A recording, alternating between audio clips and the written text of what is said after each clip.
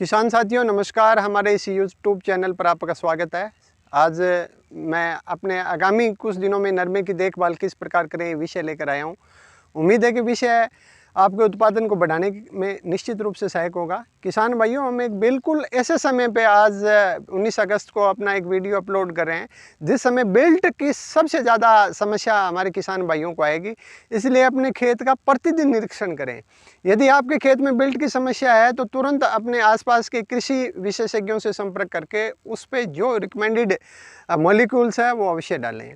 अब दूसरी बात है कि हमें वाइट फ्लाई लगभग काफ़ी क्षेत्रों में काबू में है। वाइट फ्लाई की एक ईटीएल अवस्था को देखते रहना है। इसके अतिरिक्त गुलाबी सुंडी के बारे में मैंने आरंभ में बहुत से किसानों का फ़ोन आया था मेरे पास, और जो भी मुझे राइवल सोर्सेज से जो सूचनाएं मिली थी तो विशेषतः हरियाणा के इस क्षेत्र में और एडजॉन्स थोड़े एक आधा डिस्ट्रिक्ट पंजाब का मैंने उन किसान भाइयों को बताया था कि लगभग मिल नहीं रहा है, कि उम्मीद ऐसी लग नहीं रही है, लेकिन फिर भी हमें सचेत रहने की आवश्यकता है। किसान साथियों, आज 19 तारीख की जो अपडेशन है उसमें गुलाबी सुंडी का प्रकोप लगभग नगण्य है, लेकिन फिर भी हालात पर बहुत ही माइक्रो लेवल पर किसान भाइयों को अपने खेत में देखते रहना चाहिए। और यदि लग नहीं रहा है, मैं एक बार फिर कह रहा हूँ, यदि फिर भी गुलाबी सुंडी आती है तो एक निश्चित 15 सितंबर से पहले कौन से रिकमेंडेड मॉलिक्यूल्स हैं वो हमारे अलग वीडियो में मिलेंगे।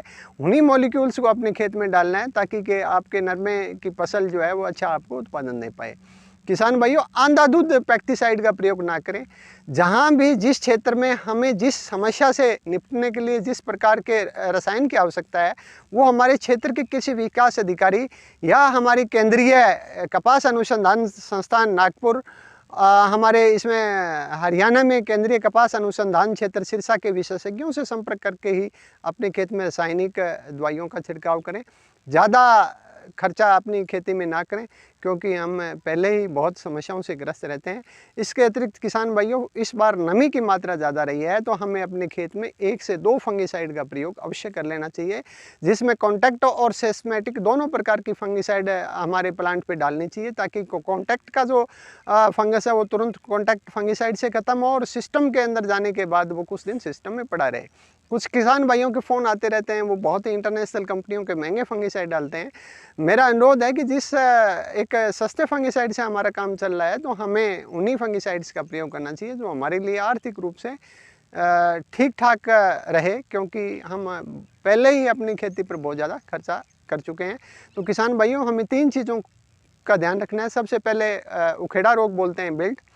यदि ऐसी समस्या आए तो तुरंत 13-045 1 किलोग्राम मैग्नीशियम सल्फेट 1 किलोग्राम का घोल मिलाकर 100 लीटर पानी से अपने खेत में छिड़काव करा दें।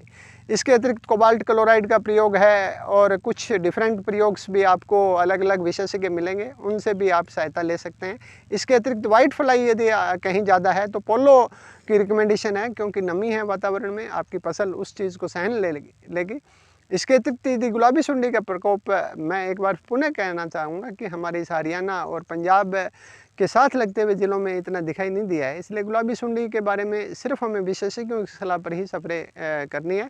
इसके अतिरिक्त हमारे खेत में समय समय पर 13-045 की 2 से 3 स्प्रे निकाल दें, ताकि कि हमारे टिंडे और हमारा फुटाव अच्छा बने रहे।